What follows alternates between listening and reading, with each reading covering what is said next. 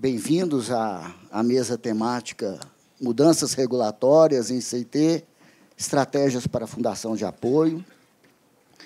Eu gostaria de cumprimentar, inicialmente, o professor Benjamin Menezes. Estou sabendo, nesse momento, que depois de 25 anos ele está encerrando o mandato na Fundação Cristiano Ottoni, 25, não sei, né? Muitos aqui talvez nem nascidos eram. E em nome de quem eu cumprimento, todos os gestores e servidores de fundação. Parabéns pelo trabalho, professor Benjamin. Bom,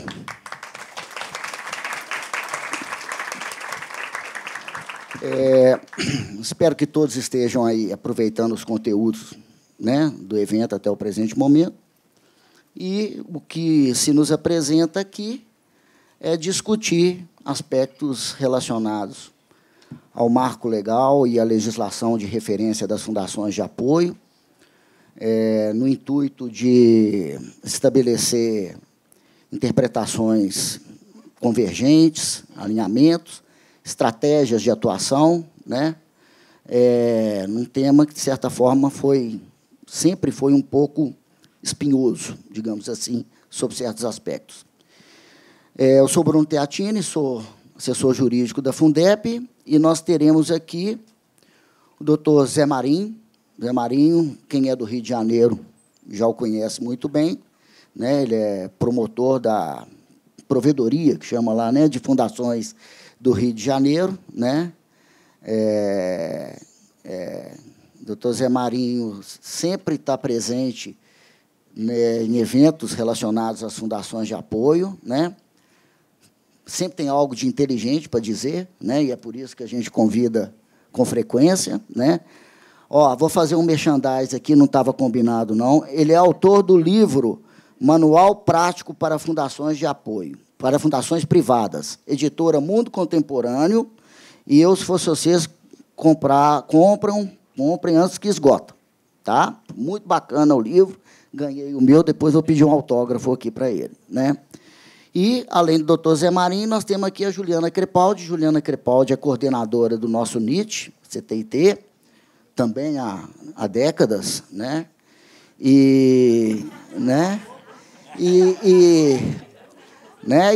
nos honra com a presença dela, porque o NIT aqui da universidade é um NIT muito bem reconhecido, muito bem avaliado pelos órgãos de controle, pela atuação dela, e isso também tem um componente interessante da estreiteza do NIT com a Fundação de Apoio, a Fundep. Então, esse arranjo, de certa forma, também propiciou essa excelência, né?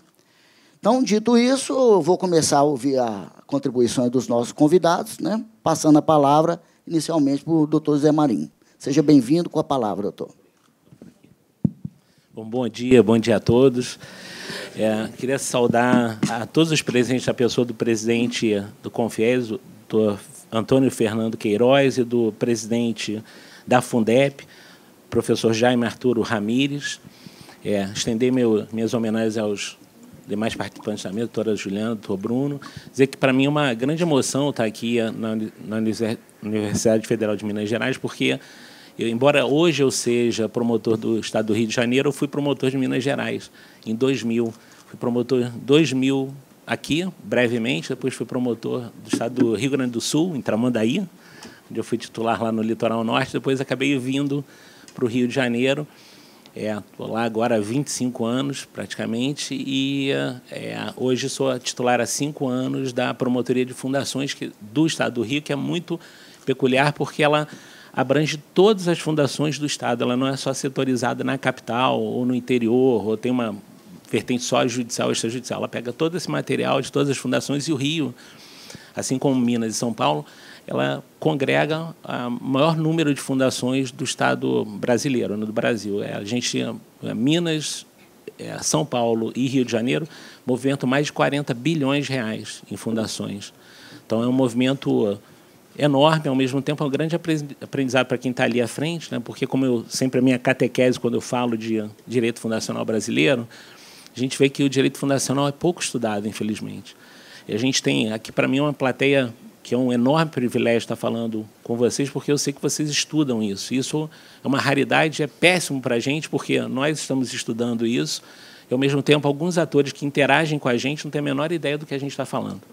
Isso é algo que a gente convive duramente. Isso tem vários motivos. Eu digo sempre que o principal motivo que eu vejo, e eu vi isso quando eu participei do grupo de trabalho do Conselho Nacional que editou a Resolução Nacional 300, e lá a gente compunha um grupo de trabalho com 25 integrantes, 20 professores mais renomados, grandes civilistas nacionais, assim, que a gente não tem um retoque a se fazer, Arnold Valdes, Maria Helena Diniz, Gustavo Tepedino, os grandes nomes realmente do direito civil brasileiro, e 5 gatos perdidos lá, eu era um deles, como promotores de fundações, para a gente aprender, né, com os grandes civilistas. E ali a gente tomou o primeiro impacto para ver que o Código Civil é tão grande, e ele promete algo que ele não cumpre, que é codificar o direito, né? O direito fundacional brasileiro não está codificado no Código Civil. Quem se arrisca, quem se aventura a entender direito fundacional só lendo o Código Civil vai ver que comete um erro crasso, porque a gente vê, né, fundações de apoio têm uma lei específica, as fundações eleitorais têm uma legislação específica, as fundações radiodifusoras têm uma fundação específica, a gente tem um legislador que é pródigo em prometer coisas que não cumprem, e uma delas é o marco regulatório das organizações da sociedade civil, que trouxe para a gente também aquela falsa expectativa que ia haver um marco regulatório. Colocou as fundações lá dentro e depois a gente viu que, infelizmente, aquele marco regulatório, a nosso ver hoje, né, o que caminha ser a doutrina especializada, é que ela serve só para você tratar daqueles 3 instrumentos que o marco regulatório cuida e não de todo o universo do direito fundacional brasileiro, que é muito mais complexo. Fora isso, a gente tem alguns avanços, às vezes, como o ministro Saldanha costuma falar, é uma lei reativa, né? A gente hoje tem o Código Civil brasileiro sendo discutido no Senado Federal com 2 propostas que eu sempre alerto, eu uso isso de palco político para falar contra esse detalhe do projeto, embora ache assim, tanto o ministro Salomão, o ministro Noronha, o ministro Belize, que capitaneiam essa mudança legislativa, eles são brilhantes e assim, o projeto é um grande avanço para o direito civil brasileiro. Ao mesmo tempo, como nada no mundo é perfeito, né, existe ali essa proposta de velamento facultativo das fundações, que eu diria, eu sempre alerto, onde eu vou, eu alerto isso, porque acho que é um movimento que a gente precisa fazer, de que a fundação vai ter um período de 6 meses, se isso vingar, né, de optar em ser velado ou não pelo Ministério Público.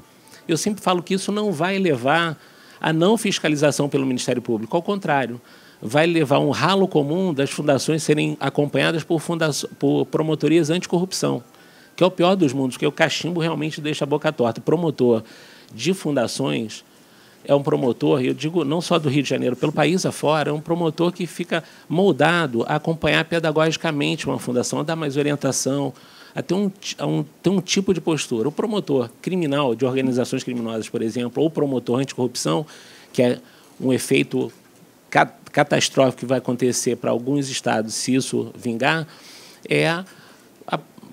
a fundação ser acompanhada por uma promotoria anticorrupção que vai enxergar em cada gestor um investigado de uma plataforma de corrupção. Então, isso é péssimo. Eu digo assim, para o Rio de Janeiro, a gente tem para o Rio de Janeiro, São Paulo e Minas, talvez pela musculatura que as promotorias de fundações têm, mesmo que metade, 70% das fundações desembarquem, a gente ainda assim vai ter promotorias especializadas. Mas isso não vai acontecer na Bahia, não vai acontecer em Alagoas, não vai acontecer no Acre, não vai acontecer no Rio Grande do Sul. Isso vai ser... No Rio Grande do Sul, talvez não, porque lá a atribuição é consolidada no Procurador-Geral de Justiça, mas, de um modo geral, no país, isso vai ser muito ruim.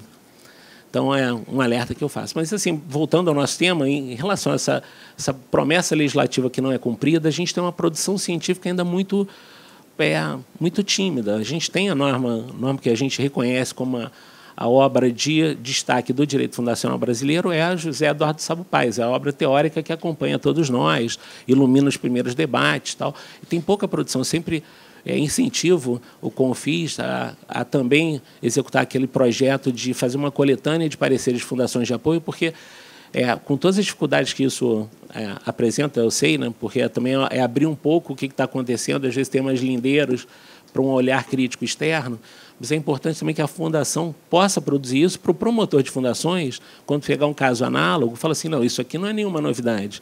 Esse caso já está na coletânea 1, na coletânea 3, na coletânea 5. Isso é uma postura que vem sendo consolidada pelas fundações. Então, é muito importante essa produção científica. E, como eu também digo, assim, um mal que acaba padecendo esse campo é a pouca especialização das pessoas que tratam disso. As fundações de apoio são um campo à parte assim, do nosso universo. Eu lido com todas as tipologias de fundações, né? As fundações pequenininhas, familiares, as antigas comunitárias, as assistenciais, as religiosas. Então, a gente vê que, de um modo geral, os operadores em si não se especializam em direito fundacional. E a gente, hoje em dia, vive uma ebulição normativa, né? A gente tem, hoje, resoluções aqui no Estado de Minas, se não me engano, vai ser editada por agora uma nova resolução local. A gente tem a Resolução Nacional 300, que acabou de ser editada, que modifica um monte de coisa, mas que, de toda forma, e que acaba impactando um pouco a vida de todos nós, porque os operadores continuam sem especialização. Eu dou o exemplo do Rio de Janeiro, sem nenhum demérito ao Poder Judiciário fluminense, que eu reputo como de excelente nível, mas vejam só, a promotoria de fundações, as 3 promotorias que cuidam do Estado todo, tem na capital do Rio de Janeiro, na comarca da capital, cerca de 30 ações fundacionais. A gente tem 60 varas cíveis. Significa que a cada 2 juízes cíveis, um deles não vai nem ver a ação fundacional na vida dele quando ele estiver ali. Um outro vai ter uma ação que não necessariamente vai levá-lo a produzir algo em direito fundacional, porque ele pode ficar só na matéria de processualista. Então, ele acaba não produzindo jurisprudência que vai nos ajudar. O Rio de Janeiro, mesmo sendo o maior polo fundacional brasileiro em termos financeiros, a gente movimenta mais de 20 bilhões por ano, a gente tem um acórdão de referência, eu diria, na história do nosso judiciário, que é sobre gestão de fato em caso de fundações que não realizam suas eleições da forma periódica obrigatória, e como é que isso pode ser resolvido. É o único acórdão de referência. Nada mais além disso. No polo fundacional, no maior polo fundacional do país. Então, vocês verem como é que o judiciário também acaba sendo perversamente submetido a uma realidade que impossibilita do juiz se especializar. Muito comum, às vezes, a gente ter declínio de juízes cíveis para juízes fazendários, aí a minha promotoria é intimada a se manifestar, porque o juiz, vendo uma fundação, ele já identifica como fundação pública, ele nem pensa, lembra que tem lá a fundação privada, e declina envolvendo a fazenda pública, né? Nisso aí a gente tem que fazer o trabalho inverso, de mostrar a natureza jurídica. Então, isso é sempre um trabalho, uma realidade com que a gente vive. E a gente tinha esse direito, o direito civil muito retalhado, né? E o Conselho Nacional fez, enfim, a tentativa de se estabelecer para o Brasil um regulamento uniforme. A gente foi um trabalho, o conselheiro Antônio Edílio, que foi o conselheiro relator final do projeto, ele sempre diz que foi um erro, não foi um erro de um só, foi um erro de muita gente junto. Eu digo que é um erro meu também, porque eu participei do grupo de trabalho na primeira fase, do grupo de trabalho na segunda fase. Lá para quem não está muito afeto a essa realidade procedimental do Conselho Nacional, o Conselho Nacional, para editar uma resolução, são 3 fases distintas. Na primeira fase, tem um conselheiro relator, ele compõe o grupo que ele quiser. Na primeira fase, nesse caso, a Resolução Nacional, foi o conselheiro Otávio, que é professor de Direito Civil da USP. Ele compôs, até pela verve acadêmica dele, um grupo de 20 professores, mais 5, como eu relatei. Minutou uma resolução que não era o projeto de nós 25, era o projeto dele, assessorado por nós 25, porque algumas coisas que a gente divergia, ele que teve a palavra final. Então, um dos detalhes que vocês vão ver por exemplo, o Sabo Paz, que compunha lá comigo o grupo de trabalho na primeira fase, ele sustentava que o direito público se aplica subsidiariamente ao regramento fundacional. E o professor Otávio, o conselheiro Otávio, professor de Direito Civil, ele tinha um entendimento diverso. O Sabo Paz está há décadas escrevendo que se aplica o direito público nesse caso. Na Resolução Nacional, vingou o direito privado, porque era o entendimento do conselheiro relator. Na segunda fase do trabalho, isso é sorteado um novo relator, no caso foi o Antônio Edílio, que é membro do Ministério Federal, compôs um grupo de 4 membros, eu tive a felicidade de ser a testemunha da história e fui participar do segundo grupo. Ele também é um trabalho em que ele é assessorado por 4 promotores e ele decide o que ele quiser. Aí um dos casos que a gente brinca, né, que acaba impactando a vida das fundações, a gente tinha gasto um tempo enorme para definir qual sistema eletrônico de prestação de contas as fundações deveriam obedecer. Tinha era o SICAP, CIPREC ou o TOS do Rio Grande do Sul. Era uma grande discussão, as fundações traziam isso. Se pretendia, inclusive, no relator, o doutor Otávio, da primeira fase, ele pretendia, inclusive, criar um sistema nacional de prestação de contas. Fizemos um capítulo belíssimo, belíssimo, estava lindo. O relator, na segunda fase, olhou e falou: isso aqui dá muito custo para as fundações, fez um X, assim, então superou a discussão de 30 pessoas de forma legítima, né? Porque é dele a minuta, não é de nenhum assessor dele, ele que tem que avaliar o peso político, a demanda institucional, a demanda do próprio Conselho Nacional, né? O custo que isso pode impactar as fundações e o Conselho, mas ele acabou optando em tirar isso do texto. Mas, de toda forma, editada a resolução, ela foi editada agora, né, em setembro de 2024, a Resolução 300, que modifica a vida das fundações e consolida para o bem de todos nós, pelo menos um direito único no Brasil, porque antes cada procurador-geral continua tendo o poder regulatório de editar a sua resolução, só que existe, obviamente, um entendimento nacional de que, a princípio, o que vale é o texto nacional. Se você tiver uma regionalidade que justifique um tratamento diverso, o Procurador-Geral de Justiça vai excepcionar aquele caso e colocar de forma diversa. E também ele pode esmiuçar um pouco a Resolução Nacional. A Resolução Nacional, na parte de documentação mínima de prestação de contas, por exemplo, previu que um dos documentos necessários é a RAIS, né? Tem que entregar a RAIS. Só que a RAIS acabou com o social. Então, no Rio de Janeiro, sensível ao fato de que isso aconteceu, a gente, na nossa resolução, já disse de uma forma facultativa de cumprir a disposição do Conselho Nacional, que é algo que, pelo que eu tenho discutido no nosso, não é bem um colégio que não é organizado, mas nosso grupo de promotores de fundações do país, envolve todos os promotores de cada estado, né, especializados, a gente tem tido a notícia de que também nos estados vai ter uma disposição própria sobre esses avanços ou esses regressos que a Resolução Nacional acabou impactando, apesar de toda a boa vontade, né, de todo o empenho que todos nós tivemos. E a terceira fase do Conselho Nacional, como toda a resolução do Conselho Nacional é editada, ela não morreu, não é escrita em pedra. A própria regulamentação nacional do Conselho Nacional exige que, em 2 anos, haja análise de impacto regulatório. Então, é composto um grupo. Hoje nós somos um grupo de 5 promotores e um representante da USP de São Paulo, ainda relatada pelo conselheiro Antônio Edílio, em que não só vai ser elaborado o manual de atuação do promotor de fundações, isso vai ser bom porque a ideia é justamente esmiuçar um pouco mais a Resolução Nacional, como também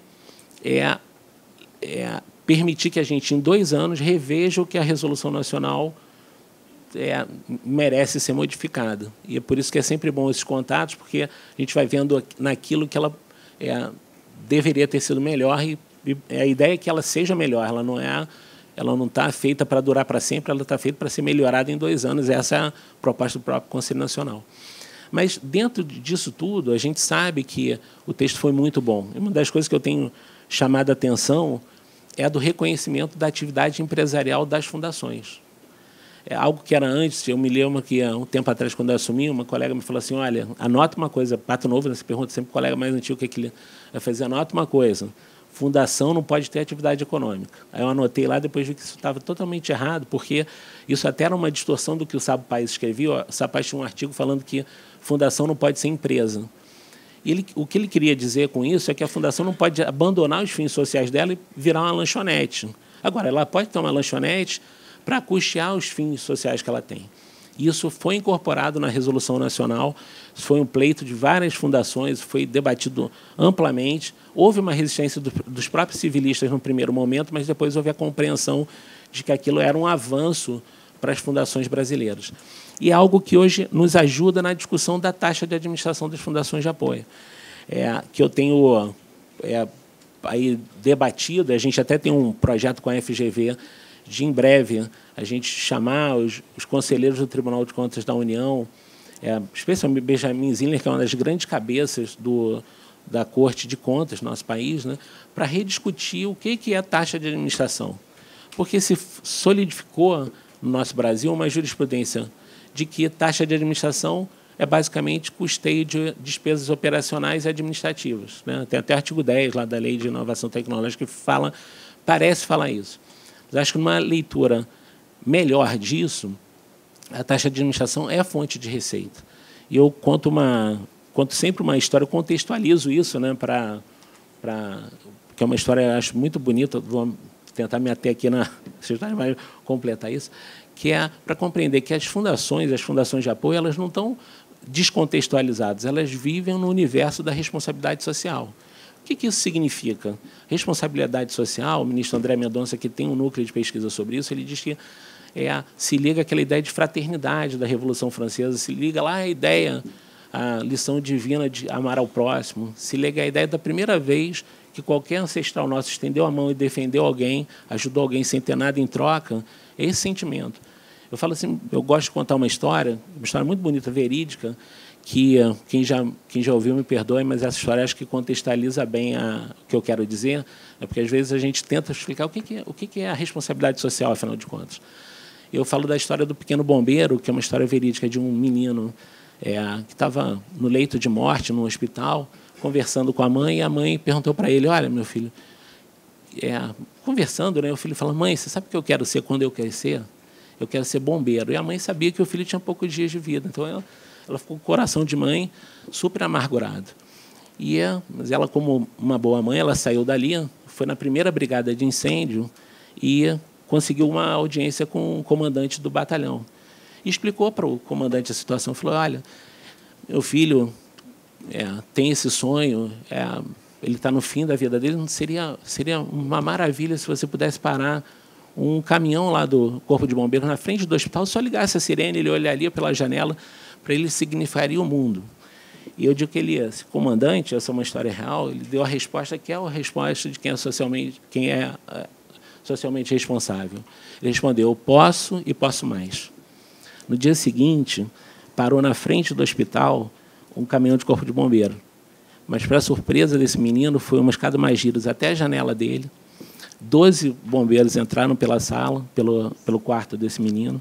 Ele ficou absolutamente estupefato. Deram a ele uma farda de bombeiro mirim. E, como o médico sabia que esse menino podia morrer, mas ele também podia mais, ele podia, naquele dia, viver, ele autorizou que ele descesse pela escada mais giros com os bombeiros para aquela cidade. Ele desceu, naquela cidade que nada acontecia, e Deus pode muito mais do que todos nós. Naquele dia, 3 ocorrências aconteceram. Esse menino participou das 3 ocorrências, voltou, não pela porta da frente do hospital, ele voltou pela escada mais giros, não como paciente terminal, cheio de morte, ele subiu pela escada, cheio de vida, entrou no quarto com o corpo cheio de fuligem, com um sorriso no rosto, no coração, a certeza que ele era um bombeiro de verdade. Ele sabia que ele também podia mais. Conto essa história pelo seguinte, o governo ele pode ter responsabilidade fiscal. Ele tem que ter os cofres dele. Vou tentar aqui mais 4 minutos. O governo ele deve ter responsabilidade fiscal, mas ele pode mais. Ele tem que converter o superávit dele em resgate humanitário. Ele tem que combater fome, tem que combater miséria, tem que resgatar o analfabetismo. As corporações elas podem perseguir o lucro. Isso é legítimo. A gente está dentro do regime capitalista, não é nada errado nisso. Mas ela pode mais, ela pode ter um lucro inclusivo, pode ganhar o resultado positivo dela sem destruir o meio ambiente, sem ter um trabalho infantil escravizado. Isso hoje a gente até, no direito corporativo, já se fala, né? Se evolui em direito, uso social da propriedade, para evoluir para BHR, né? Business and Human Rights, depois CSR, que é Social Corporate Responsibility, e hoje é o ESG, né? que é o que está na moda a gente falar, mas são conceitos que vão traduzindo essa ideia de que, cara, não é um lucro selvagem. O próprio acionista sabe que ele prefere um lucro menor com uma empresa socialmente responsável do que um lucro maior devastando tudo, a troco de tudo. Isso aí já é uma compreensão do mundo corporativo. E no terceiro setor, a gente também pode mais. Para as fundações de apoio estão dentro dessa realidade, é óbvio que as fundações, pelos próprios fins que elas perseguem, elas já são socialmente responsáveis. Mas isso não basta. Vocês podem mais. Poder mais para uma fundação é ter consistência. O que eu digo é que uma fundação assistencial que entrega um prato de comida para alguém, lá, para uma criança que está passando fome no meio da rua, se ela entregar uma noite só, não adiantou nada. Ela tem que entregar um dia, outro dia, outro dia, outro dia, até o Estado finalmente suprir essa carência que era dele próprio. Tem que ter consistência. A gente tem que ter consistência. E, para ter consistência, só tem uma solução: é ter sustentabilidade financeira. Sustentabilidade financeira é o que faz a fundação socialmente responsável.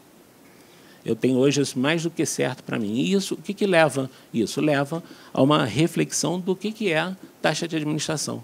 Uma fundação de apoio que tem um projeto e depois não tem outro em seguida, se a taxa de administração é só para suprir custo administrativo e operacional, o que ela faz naquele meio período ali, quando não tem um projeto? Como é que ela sobrevive?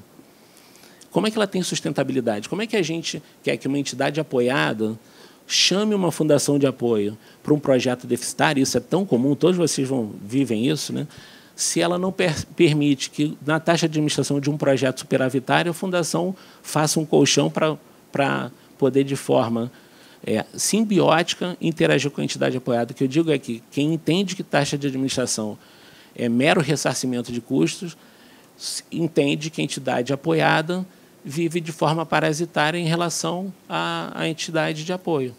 A fundação de apoio é parasitada pela entidade apoiada. Não é isso. A relação é simbiótica. Uma e outra uma depende da outra. Cada uma vai ter sua vantagem, cada uma vai ter seu sacrifício. A taxa de administração ela é a fonte de receita das fundações de apoio, especialmente porque as fundações de apoio dependem muito da taxa de administração em projetos que elas têm com a entidade apoiada. Essa é uma rediscussão assim, que eu acho que passamos da hora de ter. Algumas cortes de contas já permitem isso. É claro que não é um carnaval, é uma festa do Vale Tudo, a taxa de administração como fonte de receita é um resultado positivo, né, um ganho para a fundação auditável, previsto, razoável. Não é algo assim, como acabou sendo o motivo pelo qual se levou a essa conclusão atual de mero ressarcimento, porque era um ralo por onde o dinheiro público escorria. Ninguém quer isso. O que a gente quer é uma fonte de receita razoável para as fundações. Eu acho que é uma discussão que vai chegar às Cortes de Contas, especialmente ao Tribunal de Contas da União. A gente, com a FGV, pretende colocar esse debate em dia e compreender que essa relação simbiótica é importante para o nosso país, para a nossa pesquisa. Um último detalhe: quando você lê a lei 10.973, quando você pega em princípios, está lá em princípios, quando você lê a lei, tem várias vezes falando em continuidade, em continuidade, em continuidade. Como é que você promove continuidade quando você permite atos entre projetos em que a fundação, que só foi ressarcida, não tem nenhum centavo para se custear? Como isso é compatível com a legislação atual?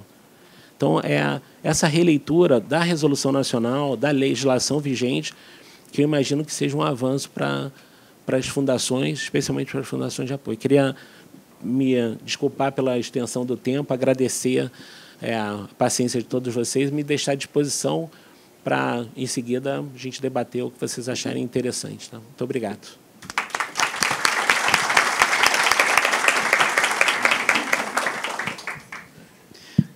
Obrigado, doutor Zé Marinho. De fato, essa questão da taxa de administração, que antes era palavrão, né? Hoje tem que ser uma bandeira que as fundações têm que estrategicamente atuar. E a referência do senhor nessa área é para poder consolidar esse entendimento de que as fundações, para prestar esse serviço, precisam cobrar um preço. É a taxa de administração, né? Vou passar a palavra para a Juliana Crepaldi, né? 20 minutos? Bom dia, pessoal. Começar agradecendo muito a gentileza do convite, né, de estar aqui nesse evento tão importante. Começar também cumprimentando os colegas de mesa, doutor Marinho, parabéns pela apresentação, doutor Bruno.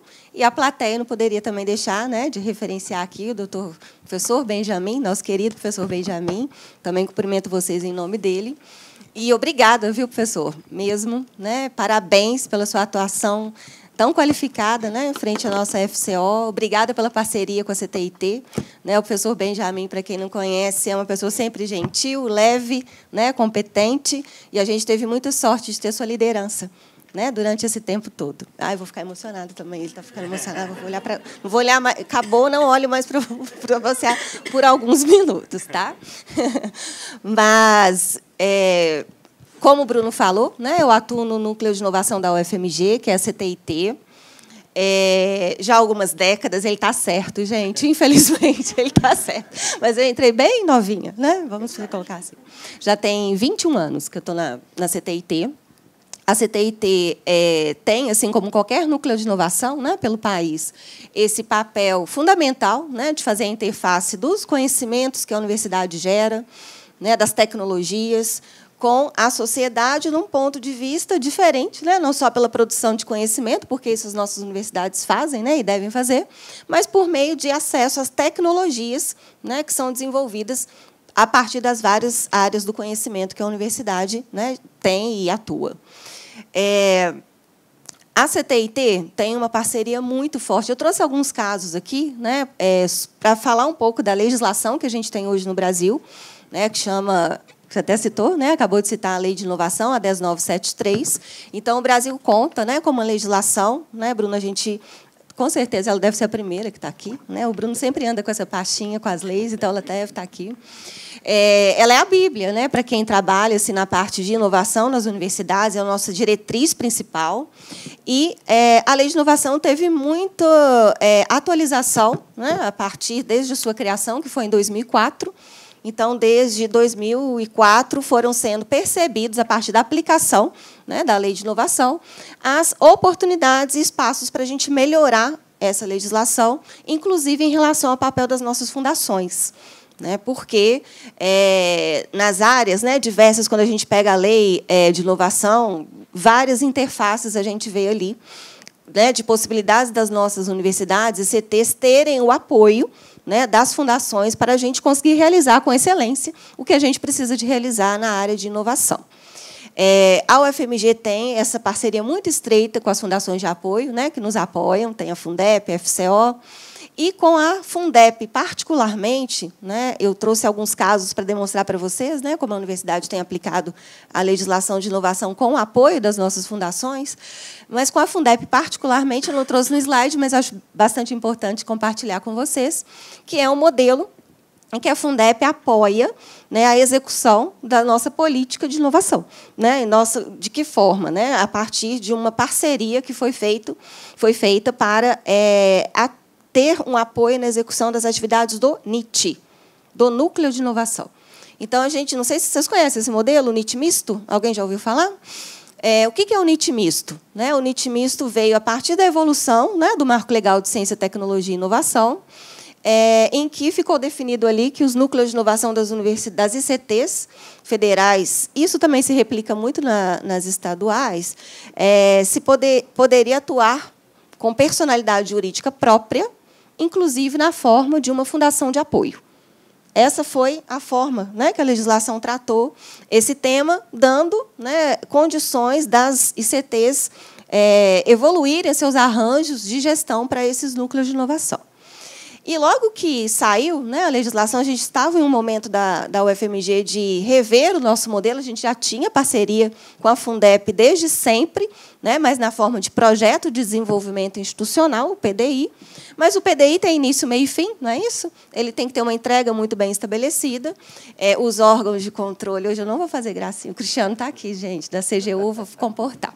Os órgãos de controle sempre acompanham e devem acompanhar, né, essa atuação de atividades que são atividades que fazem parte da essência da nossa instituição, de maneira muito próxima, né, para ter esse rigor que a gente precisa ter. E aí, revendo o modelo na UFMG, dentro de uma discussão de política de inovação, né, dentro de uma estratégia para a universidade, não só para resolver uma questão, né, jurídica, burocrática, mas como estratégia, foi feito, então, esse modelo que foi denominado, né, ele foi intitulado de NIT misto, que é exatamente o modelo em que a Fundação de Apoio apoia em um contrato. A gente fala contrato de gestão, ele não ganhou esse nome, mas ele tem muita similaridade com um contrato de gestão. E a Fundep, então, executa, né, juntamente com a universidade, todas as ações para transferência de tecnologia, acordos de parceria, redação de patentes. E a gente conseguiu estruturar. Então, olha só, a legislação permitia que pudesse ser fundação de apoio. A gente fez um modelo meio do caminho, né? Então, olha, não é ainda, né? Não vai ter uma personalidade jurídica própria, a Fundep não vai assumir 100% dessa atuação, continua, né, no núcleo da UFMG, mas a gente vai ter, então, uma equipe de pessoas da Fundep e servidores da universidade para compor a equipe que faz, então, e realiza as atividades do NIT. E a gente fez isso lá em 2018, se não me engano, o primeiro contrato, com metas e indicadores muito bem definidos de acompanhamento, né, para a gente ter tudo isso, né, doutor Marinho, que você falou, essa transparência, e também para dar dinâmica para o nosso trabalho. Né, uma atividade que a gente pensou 3 anos de contrato, ela precisa ser revista, né, dentro das estratégias que a universidade pretende fazer para a inovação. E, assim, um contrato com a Fundep, a gente tem uma Câmara que acompanha esse contrato, inclusive com pessoas do mercado, externas, né, que acompanham a execução, e nos ajuda a definir metas e indicadores, acompanhar metas e indicadores, e a gente dá toda a transparência e publica. Inclusive, né, o Bruno ajuda bastante a gente nisso, a dar essa transparência e publicar nos nossos portais os resultados que a gente está tendo com essa parceria, que tem sido muito importante para a CTIT. Inclusive, já foi avaliada pela CGU, tá? Não sei se tem CGU na plateia, mas já foi, né, olhado com bastante cuidado pela CGU, porque é um modelo novo, né, que aproveitou o marco legal de inovação, e a CGU viu ali, né, que a gente realmente está dentro de um modelo jurídico seguro. Claro que sempre a gente volta, né, na parte de gestão, governança, para ter esse cuidado de a gente fazer esse instrumento com bastante segurança jurídica, né, a execução desse instrumento. E isso tem sido, né, também, esse modelo, né, do NIT misto, outras universidades estão buscando implementar um modelo parecido, né, com o que foi feito aqui na UFMG com a Fundep. Por exemplo, a URGS assinou recentemente um contrato também para ter o NIT misto, né, com a Fundação que apoia a universidade. A Unicamp já fez isso com a FUNCAMP. A USP está estudando o modelo também, né, para ter esse formato jurídico. E eu estou começando dele porque muitas das coisas que eu vou mostrar aqui para vocês, é claro que não depende, né, apenas de ter... Isso é um recorte, né, de parcerias dentro do âmbito da inovação que as nossas ICTs podem ter com as fundações de apoio. Porque, na verdade, a Fundação de Apoio, muito antes da Lei de Inovação de 2004, já faz essa atividade há anos. Então, eu não participei do evento ontem, mas estava vendo os vídeos, né, de divulgação, e aí teve a fala da nossa reitora, né, que foi bastante importante, justamente destacando que, por exemplo, a UFMG, né, e, aliás, as universidades do Brasil não estariam onde estão se não fosse, né, as nossas fundações de apoio. Então, a gente tem muitas ações. A FCO, por exemplo, tem o ELO, né, professor Benjamin, que é uma iniciativa que ajuda a prospectar parcerias para a universidade também, na área de inovação.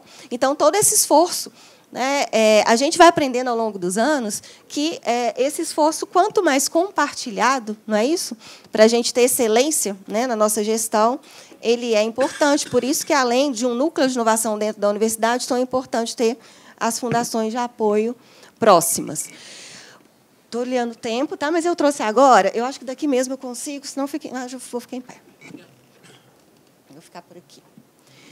Vai ficar mais fácil ver os slides. Então, eu trouxe algumas coisas da legislação, pessoal.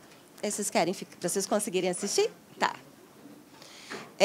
Primeiro, né, por que é importante a gente ter um marco legal de inovação, né, que foi alterado no Brasil, revisto, e por que é importante a gente ter uma rede dentro das nossas instituições, né, como o NIT, a Fundação de Apoio, um parque tecnológico, para a gente conseguir avançar nos resultados que a gente tem de inovação. Então, a gente tem uma posição muito estratégica das nossas instituições para o Sistema Nacional de Ciência, Tecnologia e Inovação. Porque as nossas instituições, né, elas provêm soluções tecnológicas a partir do conhecimento de excelência que a gente produz, né, enquanto universidade, enquanto instituto de pesquisa. Então, a ICT provém soluções tecnológicas a partir do conhecimento das tecnologias, né, e a gente consegue adensar conhecimento e tecnologias em áreas estratégicas. Por isso que está ali, né, o alinhamento, inclusive, com a política industrial do Brasil. Então, a gente tem a nova Indústria Brasil, a NIB, né, a gente tem políticas industriais para a área de sustentabilidade, né, e energia. Então, a gente precisa, né, como que a gente criar arranjos que possibilitem que o conhecimento gerado, né, a competência que as nossas instituições têm para impactar essas áreas, essas missões, né, estratégicas de ciência e tecnologia no país, seja escoada das nossas instituições para os setores industriais, né, que, de fato, vão promover a inserção de soluções tecnológicas no mercado. E densidade. Né? Então, vocês já devem ter ouvido falar, está hypado, né, o termo Deep Tech. Não é isso? Então, há muito tempo, as universidades fazem Deep Tech, que são tecnologias geradas a partir de um conhecimento científico robusto, com densidade. Né? E aí a gente tem uma série de iniciativas que a gente precisa ter, né, numa cadeia que forma o Sistema Nacional de Inovação, para que esse conhecimento, que é validado, desenvolvido dentro dos nossos laboratórios, chegue na sociedade na forma de produtos. Tem 3 pilares que as nossas instituições e as nossas fundações ajudam, né, a fazer a gestão disso, né, para a gente conseguir aportar, né, ao Sistema Nacional de Inovação esses pilares. O principal deles, né, que está ali de amarelinha, é capital intelectual, que é o conhecimento gerado pelas nossas instituições a partir dos grupos de pesquisa, pesquisadores, alunos, ao longo do tempo. Então, a gente tem capital intelectual, que é exatamente... Não, o que está de amarelinho não era o capital intelectual, não. Ele está de branco. Quando uma empresa, a Vale, vem ao UFMG, né, a Petrobras, a Embraer, né, ou uma spin-off vem à universidade para uma parceria, ela está buscando, fundamentalmente, capital intelectual. Né, o pilar importante. E ele vai... a partir desse capital intelectual, tem um outro pilar que é, né, muito importante também, que essas ICTs geram, que são as tecnologias, né? A materialização desse capital intelectual na forma de patentes, software, desenho industrial, né? E vários outros ativos de propriedade intelectual. E a gente tem a infraestrutura de pesquisa. Né? A gente estava conversando agora há pouco, né, da ação que vai ter do Ministério sobre infraestrutura de pesquisa, e as nossas universidades, com o apoio das fundações, né, há muito tempo, nos ajuda, né, a dar acesso a essa infraestrutura, aos laboratórios que a universidade tem, né, em diversas áreas tecnológicas também, não apenas aos nossos alunos, pesquisadores, mas também para o setor industrial, acessar, né, esses laboratórios, esses equipamentos, para desenvolver as suas tecnologias. E aí, lendo a política de inovação da Marinha, eu tive a oportunidade de participar, né, de dar uma capacitação para o pessoal da Marinha de Inovação, que trabalha com inovação. Eu li a política de inovação deles. E eles colocaram 2 pilares, que têm tudo a ver com o que a gente está conversando aqui. O capital estrutural. O que é o capital estrutural? São as estruturas, o núcleo de inovação, uma fundação forte, né, ter uma AGU que seja conectada com os interesses, né, e com a necessidade de avançar os nossos modelos jurídicos. Então, a gente precisa trabalhar nas nossas políticas de inovação, e as fundações têm um papel fundamental nisso, que é fortalecer o nosso capital estrutural. Então, da mesma forma que a gente tem excelência para o desenvolvimento tecnológico, de ciência e tecnologia, temos também que ter excelência na gestão administrativa, de processos nas nossas instituições, sem abrir mão, claro, da segurança jurídica. E o outro pilar, que é o capital relacional. Né? Como que a gente consegue atrair parceiros, né? Fortalecer a nossa rede de parceiros enquanto instituição. O marco legal, né, ele teve um avanço importante na construção, na permissão, né, para as nossas instituições criarem ambientes especializados e cooperativos de inovação. Participação mais forte da nossa ICT, das nossas ICTs nos processos de inovação, e não apenas de uma maneira linear, né, eu te entrego a tecnologia, você vai e desenvolve, né, até virar produto, não, de forma sistêmica. Né? Então, nos contratos de acordo de parceria, transferência de tecnologia, a gente pode ter sempre essa retroalimentação, né, das parcerias, né, da empresa conseguir acessar capital intelectual, tecnologia e infra das nossas instituições. E também, né, de estímulo à inovação nas empresas. Toda ICT precisa ter a sua política de inovação. Né? A política de inovação é a forma em que as nossas instituições escolhem, né, ou definem como ela vai praticar os seus modelos de inovação. E a política de inovação ela precisa ter duas perspectivas, né, que a gente se discute. Tem um trabalho que foi feito, eu tive oportunidade de participar, pelo Fortec, né, que é a Associação de Núcleos de Inovação do Brasil, com o MCTI. Existe né, a gente escreveu um guia sobre esse assunto, política de inovação, e ali a gente colocou que uma boa política de inovação dentro das nossas instituições tem que ter um pilar, né, de estratégia, policy, quer dizer, o que é, para a minha instituição, uma boa política de inovação? Qual que é o meu DNA? Quais as áreas tecnológicas que eu quero fomentar? Como que eu vou organizar a minha infraestrutura, meu capital, né, relacional, meu capital intelectual para fazer essas parcerias? E a outra é o regramento. Como eu vou fazer? Como? Para quem? Como que é o trâmite? Quais são os processos? Que é aquele capital também estrutural que a gente falou um pouquinho antes. A UFMG discutiu a política de inovação logo que saiu o decreto 9283 em 2018, que regulamenta o marco legal, e ali a gente estabeleceu já diretrizes e algumas regulamentações específicas para a nossa política de inovação, e entre elas a gente aprovou esse modelo que eu falei para vocês, que é do NIT misto. Então, dentro da política de inovação da universidade, tem, né, essa segurança também interna, dentro dos nossos instrumentos normativos internos, a possibilidade de ter o núcleo junto com a UFMG. Sou advogado, mas prometo não cansar vocês muito com juridiquês. Por isso que eu trouxe casos, tá, para a gente ilustrar aqui. E estou aqui de olho no tempo. O primeiro deles, né, todos esses que eu trouxe para vocês aqui, pessoal, tem interferência, tá, e apoio das nossas fundações. Todos eles. E, muito provavelmente, a universidade teria muita dificuldade, né, em ter sucesso nesses casos sem a fundação de apoio. Né? O nanoscópio é uma tecnologia, né, que foi desenvolvida por um grupo de pesquisa e ela é uma tecnologia que é capa da Nature. Né? O Brasil teve poucas capas, né, ainda da Nature, precisamos ter várias. Ali está a foto, né, tanto do grupo de pesquisa da universidade que desenvolveu essa tecnologia, como também da Spinoff, né, da equipe da Spinoff, que é a FAB-NS, que foi gerada, né, a partir da universidade, está no BHTech, e ela é, inclusive, dentro do nosso ecossistema de inovação, ela é um exemplo muito forte, porque ela mostra um caso de Deep Tech. Né, isso é tecnologia de fronteira. O nanoscópio ele consegue, né, em escala nano, retirar imagens, né, em escala nano. Depois eu volto aqui. Olha só como que foi importante, né, o papel aqui da Fundação de Apoio. Desde o acordo de parceria, né, para o desenvolvimento da tecnologia, com a gestão financeira, né, da Fundação. Também na parte da CTIT, né, do NIT misto, que, como eu contei para vocês, para fazer toda a proteção da propriedade intelectual e ter equipe também para transferência de tecnologia. O nanoscópio ele tem 8 pedidos de patente, um mesmo único produto. 7 programas de computador, um know-how e uma marca. E são 5 instituições parceiras da UFMG nesse projeto. Então, a gente tem, além disso, a unidade Embrapi, né, ela fez também aporte de recursos para chegar ao nanoscópio. Essa foto aqui... Então, o que a gente tem? Tá? Em termos de marco legal, quando a gente olha o marco legal de ciência, tecnologia e inovação, um acordo de PDI, um contrato de transferência de tecnologia realizado com a empresa FAB-NS para acessar todas aquelas PIs que eu falei ali para vocês.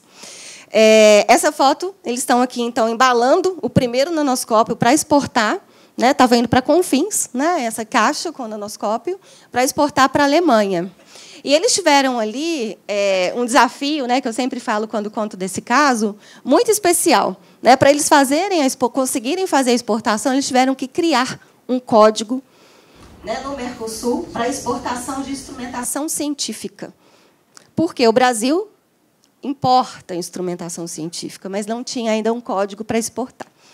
E isso mostra, né, a grandeza das nossas instituições, né? Eu fico sempre emocionada quando falo sobre isso, porque mostra desde uma ciência de impacto, como na capa da Nature, geração de uma spin-off, né, todo esse ecossistema que a gente está falando aqui, um parque tecnológico, a Fundep, a Fundepar, né, a Embrapi, a unidade Embrapi, até a criação de um código de exportação para o Brasil. Né? Então, é um caso muito especial. Aqui mostra, né, na trajetória, isso aqui é fundamental também, né, esse slide eu peguei emprestado do pessoal da FABNS, que mostra, ao longo dos anos, todo o aporte, desde o estágio inicial, né, consolidação técnica, produtização e geração da spin-off, quanto fomento foi acontecendo ao longo dos anos para chegar a ter que criar um código de exportação.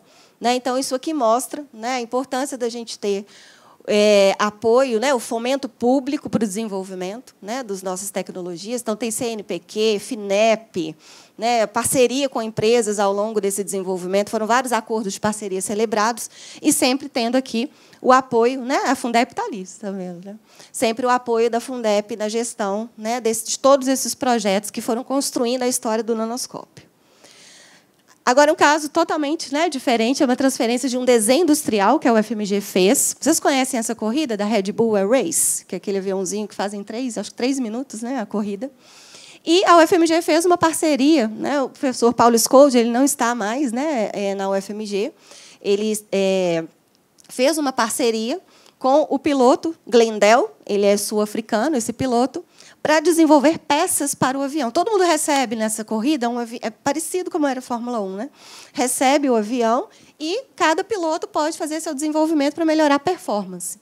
E o Paulo Scoldi e a equipe de alunos, né, fez então o desenvolvimento de várias peças para uma parceria com o Glendel. E a gente fez, em troca da transferência de tecnologia, a gente não cobrou royalties, não cobrou nenhuma remuneração. A gente pediu para colocar logo da UFMG no avião. Essa foto não mostra muito, mas era uma logo gigante. Né? E isso é um impacto, né, do que a gente está fazendo e mostrando os resultados. E é muito legal mostrar isso para os nossos alunos, né? Mostrar a força da nossa universidade em projetos tão bacanas como esse. Esse caso é interessante porque o Glendel era o último colocado da Red Bull. Então, qualquer melhora da performance já dava, né, um resultado. Então, estava mais fácil esse caso, mas, brincadeiras à parte, ele realmente melhorou bastante. Né? Ele não ganhou o campeonato naquele ano, mas, se não me engano, ele foi para 4º lugar, uma coisa assim. Então, é um caso diferente. E esse último, né, que eu vou mostrar aqui para vocês, é um caso também que mostra, pessoal, o avanço do marco legal de ciência, tecnologia e inovação, a construção da política de inovação, né, da UFMG, que permitiu esse modelo.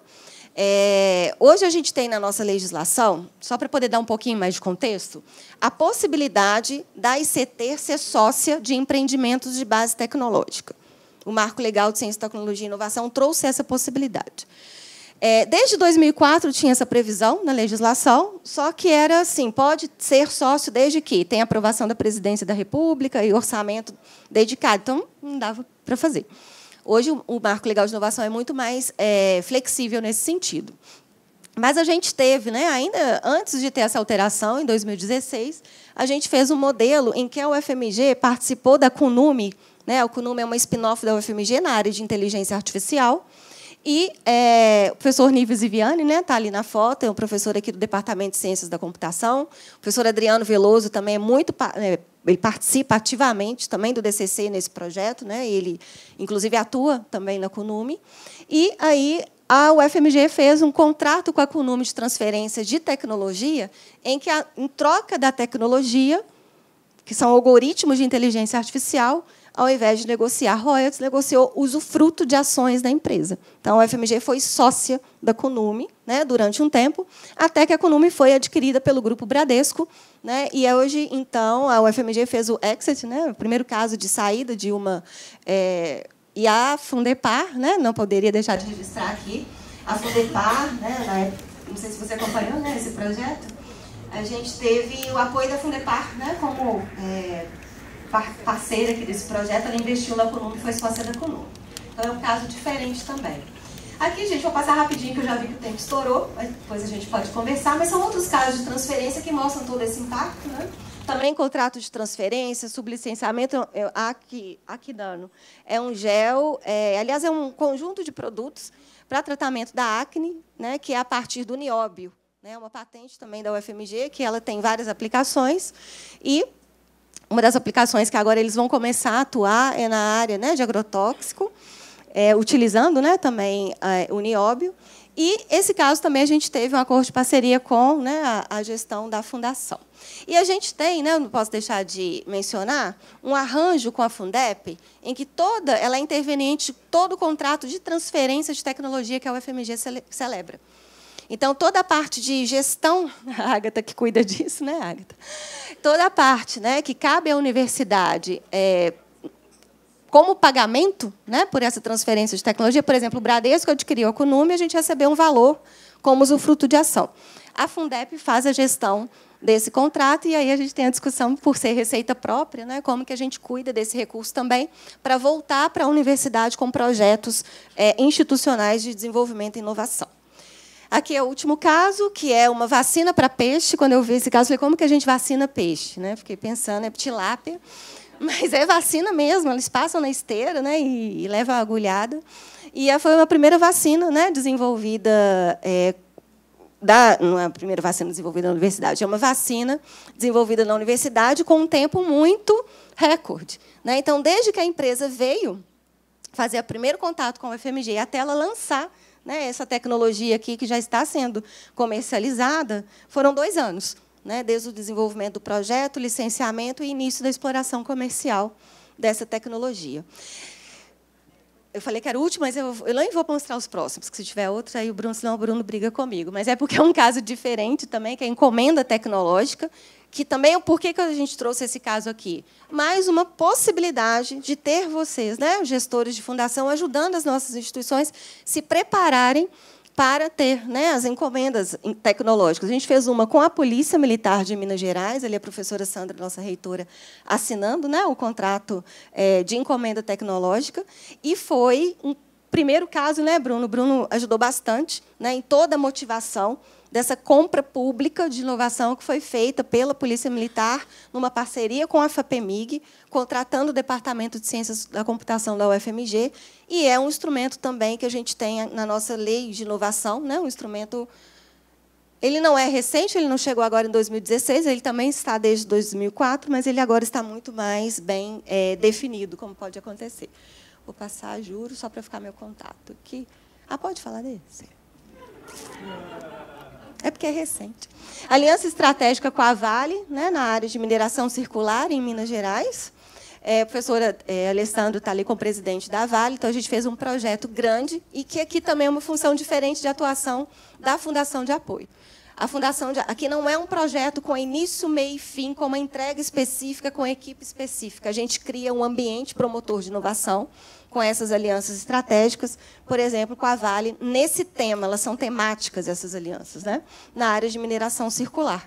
Então, a Fundep, a partir da aliança estratégica, ela vai fazer a gestão de vários outros instrumentos específicos e acordos específicos.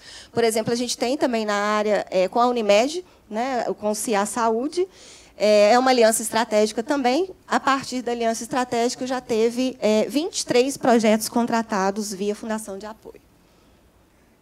Pessoal, meu contato, aqui para quem quiser, né, fazer o contato pelo LinkedIn. E aqui eu deixo também algumas publicações, se vocês tiverem interesse, sobre aliança estratégica, que é esse último instrumento que eu falei. Obrigada, desculpa, Bruno, falei muito.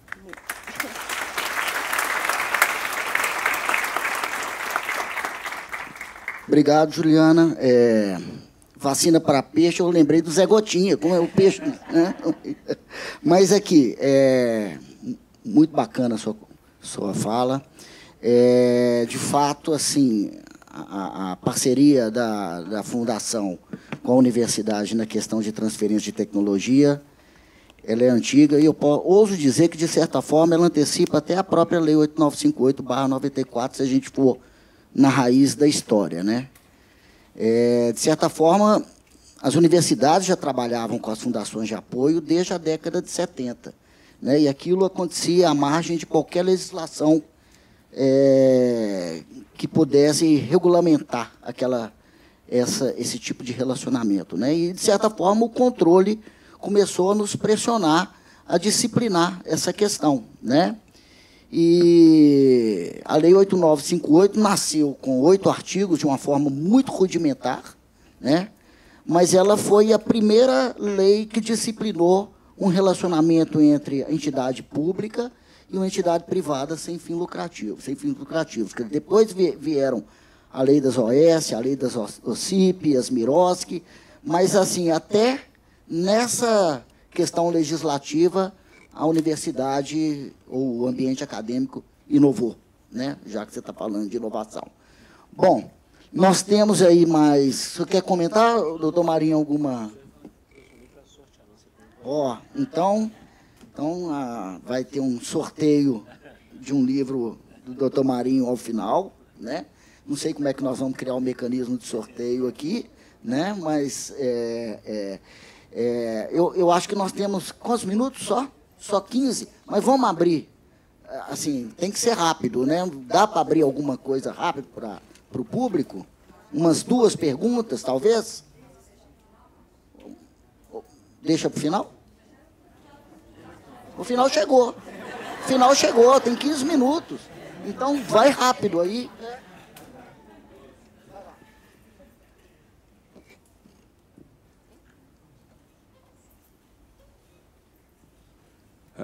Bom dia a todos e a todas aí. Já que falaram meu nome 2 vezes aí, deixa eu falar alguma coisa. Eu acho que eu estou bem antigo mesmo, viu? Porque a Joeliana sabe, eu fui diretor da CTIT em 2001, né? Eu participei logo que veio o Marco Legal, né? Eu participei do primeiro grupo, né? Que, inclusive, setorial esse, que falava o que vai ser da CTIT que está vencendo o PDI, né? Na época, nós falávamos assim, já pensou ter mais uma fundação de apoio dentro do UFMG, exclusivo para isso? Como é que vai ser isso aí? Aí, depois, essa proposta foi aperfeiçoada, né? Juntamente com a Fundep, que sempre foi a maior fundação nossa, né? Mas eu queria só fazer um testemunho aqui para vocês, é o seguinte, a CTIT, essa relação da CTIT com a Fundep. Mas, como é que fica isso se a UFMG tem 5 fundações? Então, eu sou testemunho, né, porque eu já fui do Conselho de Administração da Fundep também, alguns anos atrás, e eu posso testemunhar que a CTIT age com total independência em relação, tipo assim, qual fundação que vai coordenar esse projeto, porque esse projeto, normalmente, quem define, né, qual fundação, normalmente é o pesquisador. Então, eu só quero fazer esse testemunho, porque outros podem falar assim, pô, mas lá na minha universidade tem 2, 3 fundações, como é que nós vamos fazer isso? E a CTIT, ela é o UFMG, ela não é nenhuma das fundações. Eu só queria fazer esse testemunho aqui e agradecer pelas referências que vocês fizeram a mim. Obrigado.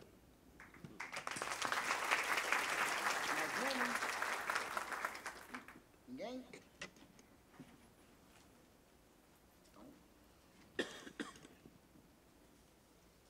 Bom, recebi uma mensagem aqui que não autorizaram a gente prorrogar o tempo. Então, vamos cumprir.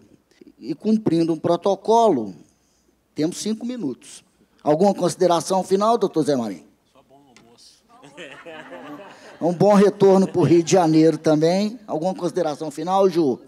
Então, tá bom. Eu agradeço a todos, tá? E eu acho assim, só para encerrar, a Lei 8958 completou, ano passado, 30 anos. Eu acho que o que nós temos que trabalhar agora com esse grupo focado na questão jurídica uns 3 ou 4 gargalos que nós, como Fundação de Apoio, precisamos para, né, seja pela via da modificação legislativa, para poder trabalhar com maior harmonia, né, tanto na gestão como também na relação com o controle, que é muito bem-vindo e é importante. Então, é isso. Eu encerro esse painel agradecendo a todos. Obrigado.